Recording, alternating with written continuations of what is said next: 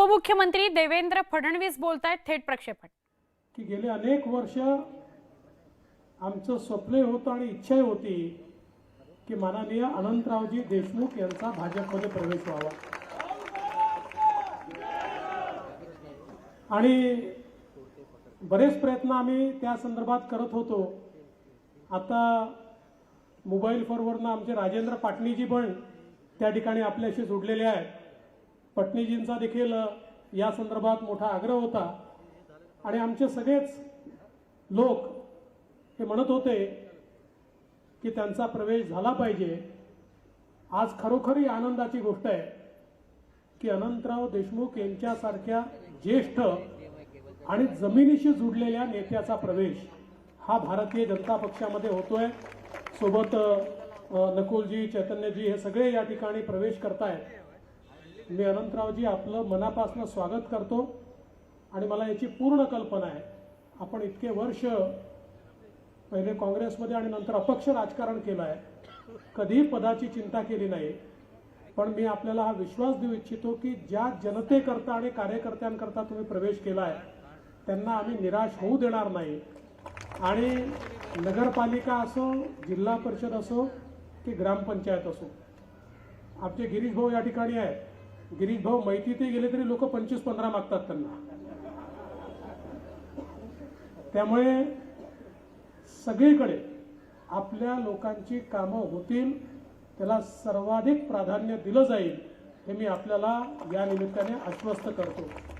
आणि आपल्यासारखा एक मोठं नेतृत्व आलंय, आपल्या अनुभवाचा फायदा आम्हाला मिळेल आणि पश्चिम विदर्भामध्ये, वाशिम जिल्ह्यामध्ये निश्चितपणे त्याचा एक मोलाचा लाभ आम्हाला होईल। आमच्या अमृताताई पवार देखील पक्षामध्ये आल्या आहेत, त्यांच्याही मागे आम्ही बऱ्याच दिवसापासून होतो, पण आज त्याचा मुहूर्त लागला। तो आधी लागला असता तर काही चित्र वेगळंही राहिलं असतं, पण कधीही आलं तरी ते योग्यच असतं। त्याच्यामुळे मला अतिशय आनंद आहे की अमृताताईंनी या ठिकाणी प्रवेश केला आहे। त्यांच्या येण्याने एक फार मोठा फायदा या नाशिक जिल्ह्यामध्ये आणि उत्तर महाराष्ट्रामध्ये भारतीय जनता पक्षाला होणार आहे, याबद्दल माझ्या मनामध्ये कुठलीही शंका नाही। संग्रामसिंह कुपेकर, खरं म्हणजे बाळासाहेब कुपेकरांशी आमचे खूप जवळचे संबंध होते। आणि पुढच्या बातम्यांकडे वळतोय। शीतल म्हात्रे यांच्या वादग्रस्त व्हिडिओचे पडसाद विधानसभेत उमटले। हा व्हिडिओ मॉर्फ आहे की खरा हे आधी समोर येऊ द्या, मग कारवाई करा, असं राष्ट्रवादी काँग्रेसचे आमदार जितेंद्र आव्हाड म्हणाले। तर व्हिडिओ व्हायरल करताना काहीच वाटलं नाही का, असा सवाल उत्पादन शुल्क मंत्री शंभूराज देसाई यांनी केला।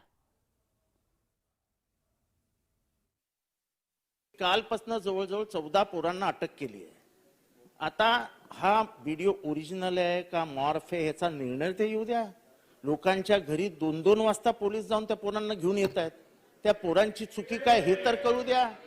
अध्यक्ष महोदय, आपण संवेदनशील होईल, आपण संवेदनशील होईल।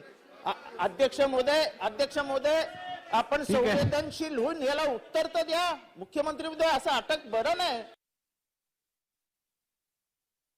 रात्री 2 वाजता उचललं, ठीक आहे, तपासाचा भाग आहे, करताना काय वाटलं नव्हतं का? अशा गोष्टी करताना त्या बाबतीत काय वाटत नव्हतं? पोलिसांचं काम करतायत, तपासामध्ये सगळ्या बाबी पुढे येतील आणि तपासामध्ये सगळ्या गोष्टी पुढे आल्यानंतर पोलीस त्याच्यामध्ये कोण दोषी आहेत ते शोधतील। पण ते ठीक आहे, चला लेंगे।